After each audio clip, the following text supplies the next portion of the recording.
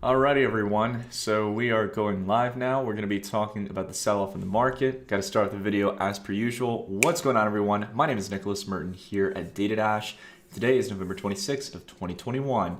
Well, folks, I hope you guys are doing well wherever you are. I understand there's a lot of fear going on in the market. So we're going to be diving a little bit here in today's video towards talking about the current state of the market so you guys can get a good feel as to what I'm picking up here, what's going on in regards to the macro news. And I wanted to kind of share my thoughts again about probably one of my biggest concerns about the general sentiment in the market over the past couple of weeks and months, as everyone has been, lo and behold, expecting that we were just going to go towards 100K easy peasy. This was going to be a cakewalk for us in the crypto markets. So I want to go ahead and we're going to dive through the charts here today. I've got a couple things that I want to go over, but I also want to let you all know that you're welcome to ask any questions in the chat. I'll probably get to them here in a little bit. Let's go ahead and dive into it like we would with a normal daily update. So market is down here around 6.71% at the moment. If we look here at the 15-minute chart, it looks like an absolute doomsday scenario. But if we actually really take a step back and look at the daily chart, we're right back where we were back here in mid-October. Not bad, right? So prices again have just cooled off since we set those all-time highs, and we've yet again continued the downtrend that we've been in over the past couple of weeks. Now, there's a lot of different things that could potentially be causing this sell-off in price. Again, we've seen worse than Bitcoin before. Upper single-digit sell-off day is not the end of the world for crypto. However, a lot of people are curious, Nick, what's the general cause for this? Well, there's a lot of different things people are debating about being causes, and it's probably a mixture of all of these leading to general negative sentiment in the market. We first off have a major spike in COVID cases in South Africa. I'm going to explain why there's this major spike. It's not actually increasing this dramatically off of a new variant in this case. So we have something outside of the Delta variant that has started to come about throughout South Africa. And there's been a flurry of articles coming out that there's this massive positive spike rate in tests in South Africa. However, if you actually dive through into a lot of these articles, it mentions that no matter how severe this COVID variant might be, that it's spreading more frequently than others. We don't know about the case fatality rate. We don't know about the things that honestly genuinely matter at the end of the day, right? It's one thing if it spreads. It's more important if it's going to be less fatal than the other variants. And I think that that's likely going to be the case. We don't have enough data to work off of just yet. But the important thing to understand is that this spike in cases that people are reporting about is actually an issue with the way that the data is being tracked on the COVID variant. It was actually approximately 75,000 antigen tests that needed to be captured in the database for South Africa. So I think if I remember correctly, they were making an adjustment that they were going to start to count these tests, whereas they weren't before, or that there was a large database where they hadn't been counting those into the daily average. So this is going to manipulate not only the daily case numbers, but also the 7-day average, which people look at. So again, putting this aside, I don't want to talk about the infamous COVID at this point. I think we're so tired of this topic already, no matter where you stand on the issue. I'm just genuinely tired of talking about it. But of course, this has supposedly caused spooks in the general equity markets, as well as crypto, supposedly. Equity markets like the S&P 500, major market index for US stocks, is down around 2% exactly here within the futures. Right. Outside of that as well, a lot of people are talking about the payment settlement for those who are affected by Magic the Gathering online exchange, or Mt. Gox, as it's commonly referred to as. The $9 billion Bitcoin settlement for those who were affected from the exchange hack back in the day. Even though it wasn't worth nearly $9 billion back in the day, people had tens of thousands, if not hundreds of thousands of Bitcoin on Mt. Gox. It was one of the largest single holders of Bitcoin back in the day. And now, years later after the hack, back many years ago, we're finally getting to the point where the original holders of this Bitcoin from the Bitcoin that were retrieved are going to be settled back to those original holders in the coming months.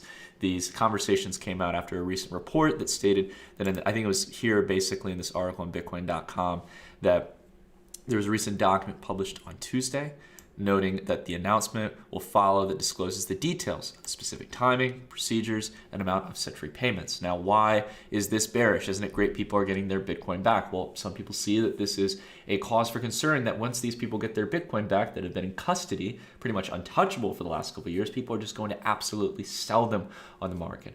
I can tell you guys, if you are anywhere worth your salt and you have that much Bitcoin in the world, you know that you would likely be doing an OTC trade. You're not going to go on the spot market and just dump Bitcoin. Not to mention, many of them might be hard Bitcoin advocates. We have to think about who was buying Bitcoin back in 2011, 2012, 2013. Probably a lot of hardcore libertarians who aren't looking to just take profits right away. All right, so I would say that this is kind of, as much as it is going to be an event that, could press down the market a little bit more, and will play into my topic that I'm going to discuss about us not reaching the heightened figures and price action this year that everyone's been calling for. I do think that realistically, this is something that's already priced in. People have accounted that one day soon we're going to have to see this. And sure, there might be a short-term blip on the map, but it's probably going to be a buyer's opportunity in many regards and barely drag down price in the long run. But I want to go ahead and talk about what's really important here, guys.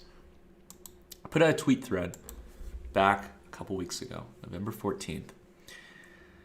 And I stated something that at the time, a good amount of people disagreed with. A lot of people thought I was crazy for saying this, that I was being pessimistic, I was being bearish.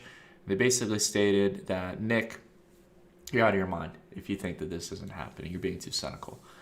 And I basically tweeted that, I hate to say it, but I was 100% confident. And, we did it in a video where I stepped back and I said, should have wrote that as 99%. When you're tweeting stuff, you don't really think about it fully. You don't review it as good as you should.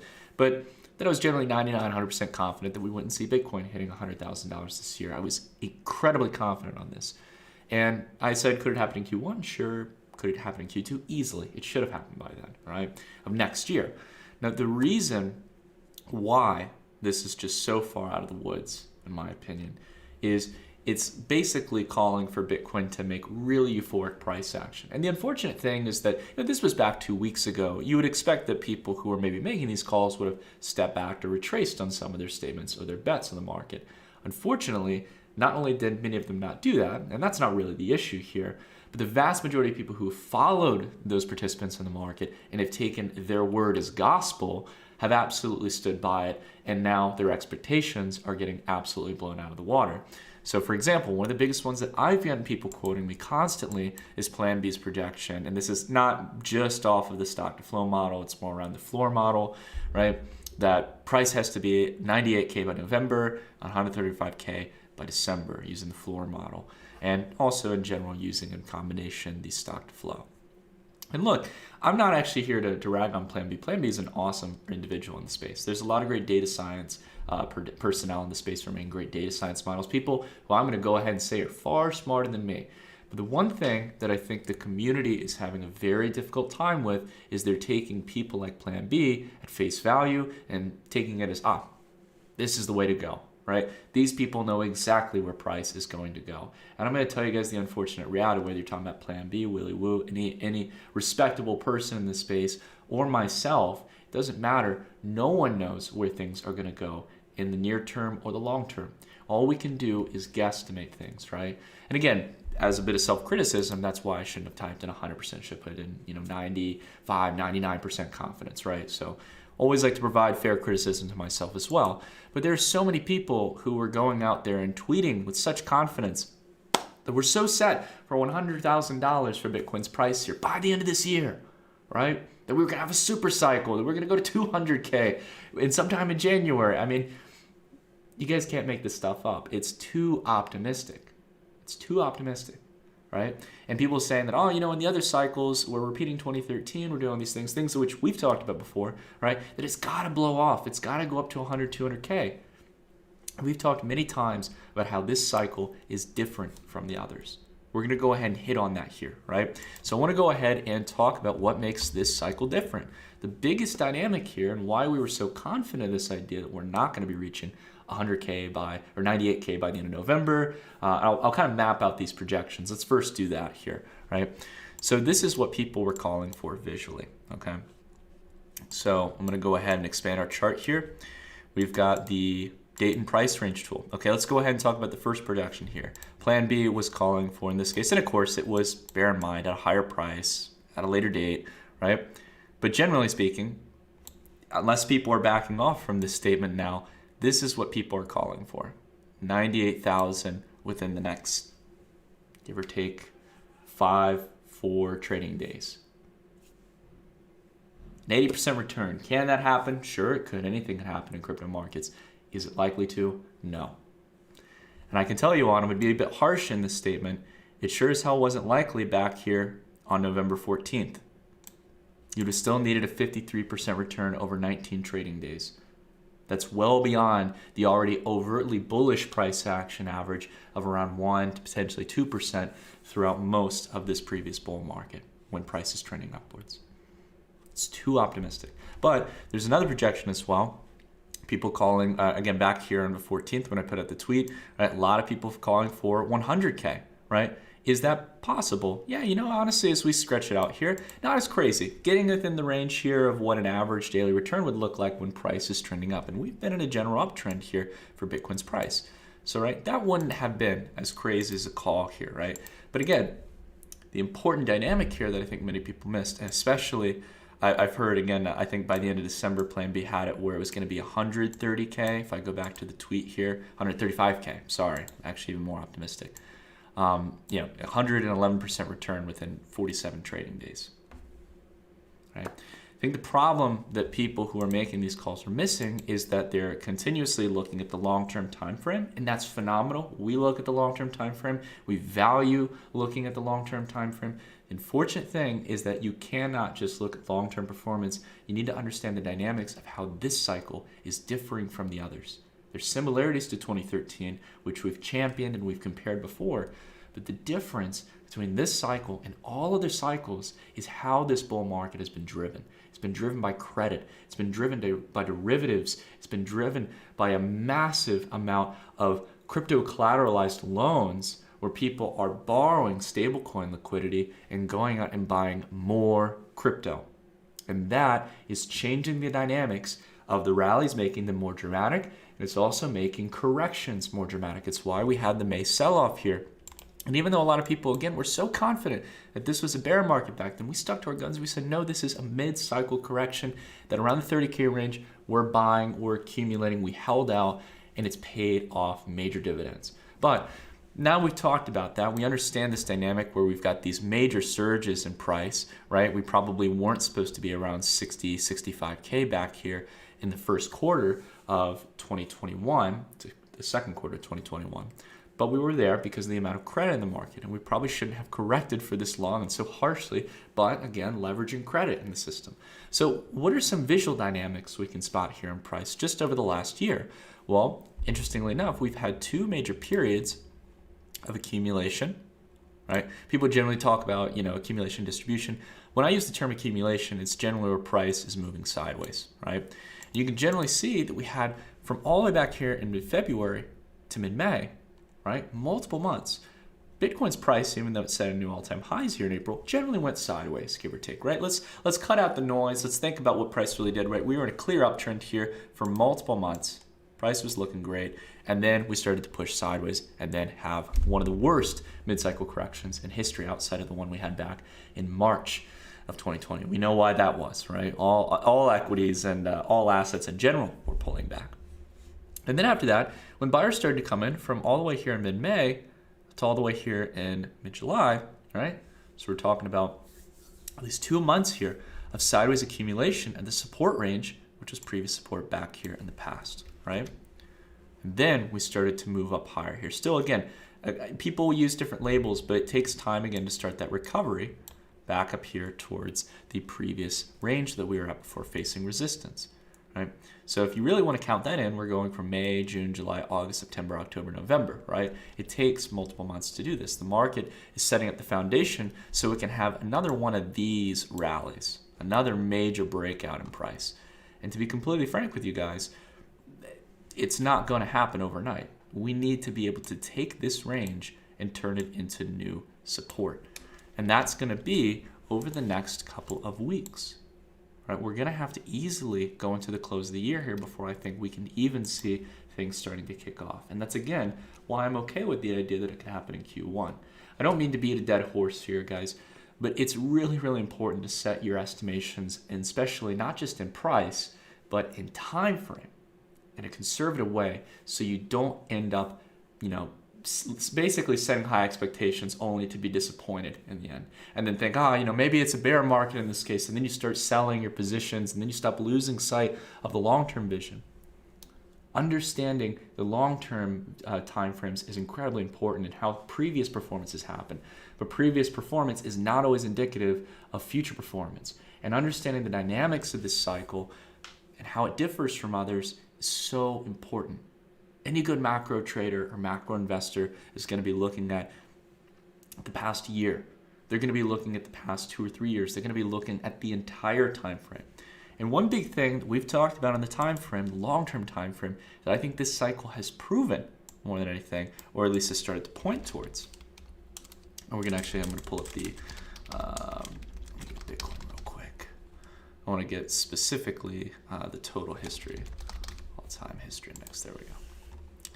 What it's proven here, I think, to some degree, is that the model that the market is following right now, although it's probably not going to align up perfectly with it, is the expanding cycles, bottom to top, right? You can see that each of these cycles, we're taking a look at the monthly chart now, so each of these candles represent a month, right? We're expanding anywhere from around 11 to 13 months, give or take roughly about a year each time, rather than this 4-year cycle journey that continuously gets proposed in the market and adds in time back here where Bitcoin wasn't trading to make it, line up to 4 years for each cycle, right? So the idea here is that we could go towards 200K. We could by far easily reach 100K, but it's going to be over a longer period of time.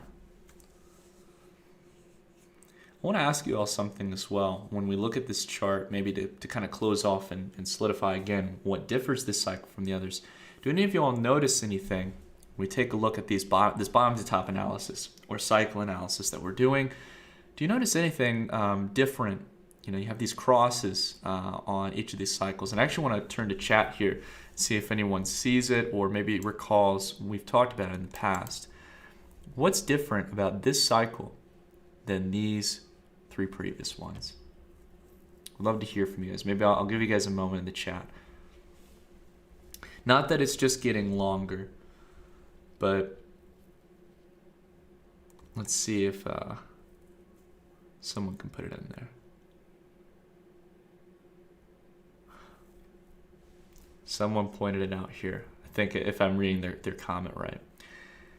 We crossed the halfway mark here, right? So each of these cycles are expanding, right? We crossed the halfway mark here, the midpoint line, or this middle line here, I apologize, the horizontal line, halfway through. Take a look at each of these cycles before. They always happened in the later half of the cycle. So what does that tell us about this cycle? What does it tell us about the state of the market, right? If you're talking to someone who just absolutely doubts expanding cycles, then this is not going to be valuable for them. But I'm open to the idea of the 4-year cycle, right? Even though I've got my criticisms of it, at the same time, I'm open to it. The thing here is that if you are following the expanding cycle model, what we can see is we're having euphoric rallies. We had one of the fastest recoveries from the absolute capitulation and bottom of the bear market back in December 2018. One of the fastest recoveries, the second fastest recovery in all of Bitcoin's history. That should not be expected or happen in a market that's much larger than the previous cycles of the past, right? It's much, much more difficult. But the reason why is there was a lot of credit and liquidity that just continuously filled in the asks on the order book and pushed up prices, right? And therefore we had a very severe, long drawn out correction back to where we probably should have been, right? We should have had a long accumulation period like we did back here, or multiple months would pass, right? Then we had yet again another euphoric rally, too much credit in the system, too much leverage, too much borrowing. And then one of the most brutal mid-cycle corrections with a multi-month consolidation period where we're still near those all-time highs, give or take, right? The $10,000 spread at this point for Bitcoin really isn't much, right? So you get my point on this. I think that we've got a long way to go before we set in our new all-time highs. I'm optimistic. I think 200K is an easy ask in this cycle. It's going to put Bitcoin around a $4 trillion market cap. Gold, an archaic asset at this point, that's really starting to lose investor traction, see negative flows of capital, right, is a $12 trillion, $13 trillion asset, I think Bitcoin could easily go to 4 trillion market cap in this cycle, easily. With the institutional interest, the capital inflows, totally reasonable. What's not reasonable is expecting that that's just going to somehow happen out of thin air in the next coming weeks. And that's where I get a lot of frustration, because there's a lot of people peddling those ideas. And not only that, that wasn't a big enough problem as is, there's a lot of people who are just willfully following it, because we all want to expect that our investments are just going to go up like that, right? And we don't want to deal with volatility. We don't want to deal with market corrections, but unfortunately they happen. If we aren't realistic about it up front, it's just going to hurt us in the long run. I've learned that the hard way, guys. I've set some really stark expectations in the past of how things should perform. That things have to happen overnight. I even put out a tweet back a couple of weeks, I think maybe a couple months ago, where I was criticizing one of the major calls I got wrong last cycle. It was like, oh, the ETF, the Bitcoin spot ETF, it's right around the corner. I said that back in 2018.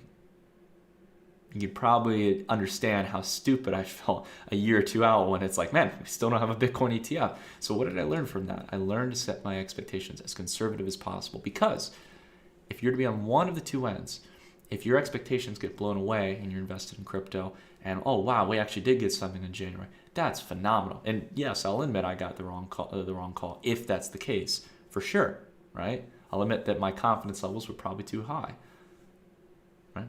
But there's nothing really to be ashamed about. If the market does better than your expectations, that's great. Setting conservative estimations always builds the best foundation possible. And what's nice is that we're rooting it in history over a long-term time frame, but also considering the short-term differences of this cycle versus others. Alrighty, I'm going to go ahead and try to answer a few quick questions. I will not be able to get to everyone's today. I'm deeply sorry, guys. But I want to go ahead and see here if I can answer some questions. Alrighty.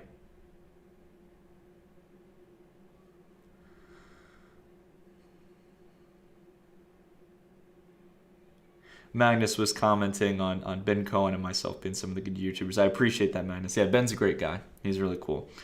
Yeah, we need more rational kind of long-term analysis. And I think he's been one of the few people that in this time period where there's been this unanimous consensus, of course, when price moves higher, that price is just going to go supersonic. We're going to have a super cycle, right?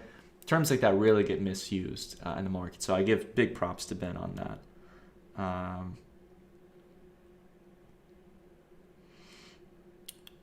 Let's see here. Sorry, I'm going to try not to look down too much.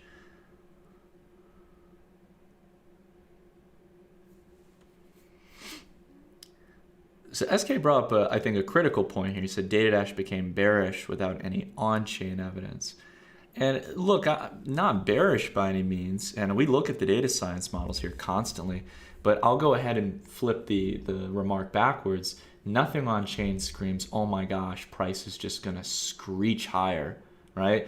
Even if you have the lowest exchange reserves in the past couple of years, even if you look at the HODL waves and you see that, yes, we're back towards 2015 levels, if you take the longer term time frames over 6 months, like I get it, all those things are very bullish, and that's why I'm bullish in the long run, but none of them tell me that price needs to screech higher towards towards 100K, let alone 200K sometime by the end of the year or in January, February. It just doesn't make sense, right? There's not that much of a supply contraction that can drive prices and push the order book up that high. It's just not enough. I'm not seeing the institutional adoption and the treasury management purchases of Bitcoin that I was promised by so many maximalists. Sorry, like just being realistic with you guys. People at the end of the day get really biased with their bags. And I want Bitcoin to go up as much as the next guy. I want the altcoin market to go up. But I'm going to be realistic with you all about my time frame estimations. Right? It just doesn't make sense to set really high ones. Let's see here. Let's see.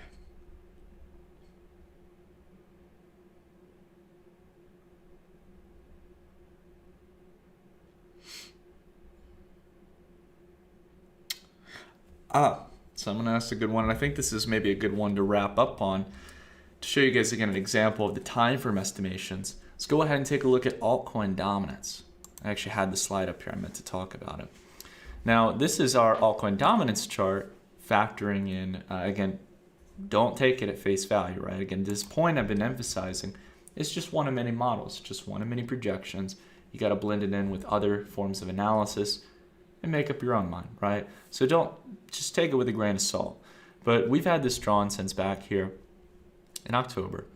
And this is the 2-week chart on altcoin dominance. So we're going back as far as September 2015. So we see the previous 2017, 2018 altcoin cycle, right?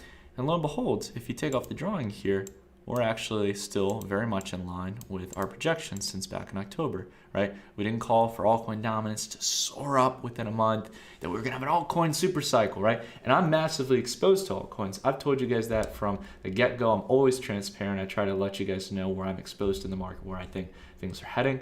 I've been mainly exposed in altcoins. And even though altcoin dominance is picking up here, it's generally in line with this projection that we thought that sometime in January, we'll come up here to 64% market dominance, right? Back here where we were in January 2018. A nice trend line here, not some, I'll try to see if I can get my drawing here, not some super cycle at 80% here by January, right? Something completely far out. No, just something moderate here where we're gonna be able to cool down, come down on this previous line of resistance that is now acting as support. We've seen that here, we've seen it here, right? We'll get a third retest, build our way up most likely, and then pop up and set up something, whereas we've seen in the previous cycles, this is a moderate ask, in this case compared to previous ones, even considering diminishing returns, that we'd probably see altcoins reaching about 3/4 of the market. After Bitcoin had gone up to 200K and reached a $4 trillion market cap, it'll cool down like it has in the past and have altcoins start to pick up, right? But this is calling, bear in mind, look at the dates at the bottom, guys, if you can see it. This is in December of 2022, we're expecting that altcoin dominance is going to have this last golden breakout. That's going to peak out in February, right? That is likely, I'm going to go ahead and tell you guys, not exactly how it's going to play out, right? It's just a general projection. But my time frame estimations, that's the big dynamic I want you to focus on. The conservative time frames that we're not going to reach that new all-time high in altcoin dominance well until next year or in early 2023. Right? These journeys take time. They don't happen overnight. That's the biggest frustration I've seen with so many people just kind of saying that it's surefire, it's going to happen. Still standing by this bet, right? And sometimes you got to be able to stand back and say, look, I got it wrong, right? Just like how earlier when I was talking about the ETF, just like how when I remember back in 2017, I thought Bitcoin was going to top at 10K and it went a week later after hitting 10K to 20K. Right? We got to be able to call ourselves out. You should be the one correcting yourself more than anyone in this market, and that's going to help shape you to be the best investor you possibly can. I've only learned these things because I've been investing for the past 10 years in financial markets, previously in equities and commodities, forex markets, and moving into crypto. So anyways, I digress, guys. I rambled on enough. I don't want the video to be too long, and I don't want you guys to let me get away with rambling for too long. If you like this video, please consider dropping a like, consider subscribing and hitting the bell icon. I wanted to mix it up. It's a good Friday afternoon after Thanksgiving for those of you who celebrate it, and I thought I would do a cool video like this where we all just watch the charts together and kind of dive through things on a deeper basis. But again, whether it's the macro news, whether it's the charts and the expectations, guys, key point here, keep cool, but keep conservative. Be a pragmatic optimist. Set those high expectations that we know we can reach in the market, but have them over a decent time frame. All right, that's it for today's video, guys. Thank you all so much for watching. Thank you for giving me a platform to ramble as always. I love you guys, and I'll see you all in the next video. Take care, everyone.